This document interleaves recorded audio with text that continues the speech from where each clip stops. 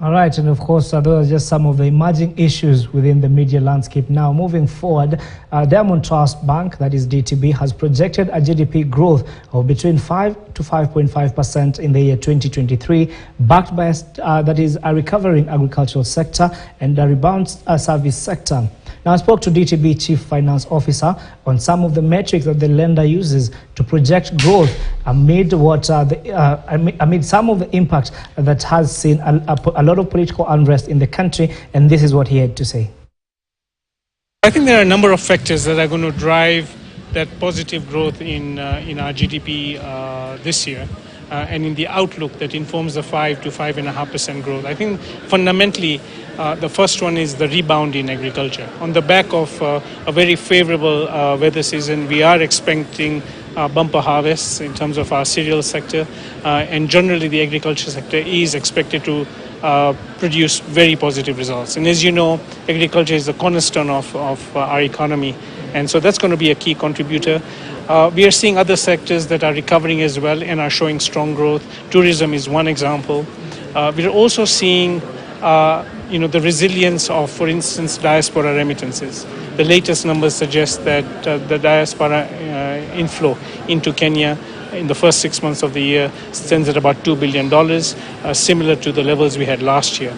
The services sector also continues to provide confidence to us, which then provides positive prospects for our growth into 2023 and beyond.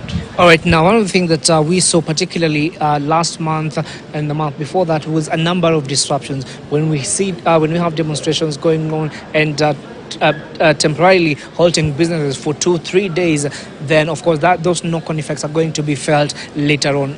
Doesn't that then necessitate the need to relook some of these numbers and the effect that is going to have? So certainly when you have these disruptions, they are not conducive to promoting a robust business environment, and it could, if prolonged, have halting effects on different sectors of the economy. I think we need to look at it from a positive perspective. I think that conversation is changing to one of more, enabling dialogue, and it is sincerely hoped from businesses, and I believe from Kenyans across the spectrum, that we will now move on a conversation and a dialogue mode and have less of the disruptive environment that we've seen in the past. Our belief is that the resilience of the Kenyan economy, underpinned by the private sector, still provides us with good shock absorbers to weather these and other shocks that we've seen.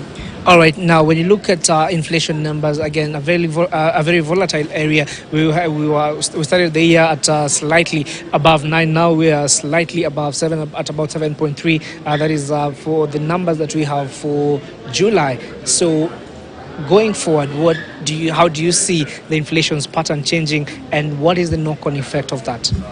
So I think there are two underlying reasons as to why we are seeing inflation trajectory now looking like it's going on a downhill level. One is the government's tight fiscal and monetary policies seem to have worked. They've sent the right signals to the market.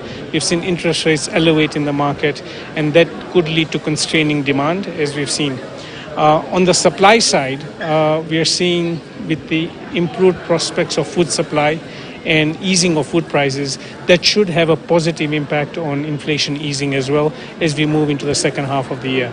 So some of the contributors to the reduction in inflation point to these two measures. All right, so you've talked about the service sectors, of course, rebounding, and the agriculture also rebounding. From where you sit, and I'm sure you interact with a lot of these numbers going forward, where do you foresee? So what are some of the sectors that you're concerned about in terms of their recovery, and what are some of the sectors that you're really optimistic about? So I think the ones which drive optimism are certainly the key ones around agriculture, around services, and around the digital economy on a mid to longer term perspective.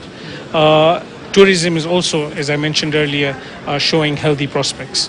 And we believe that the rest of the sectors, such as manufacturing, etc., will then continue to show positive growth into the future.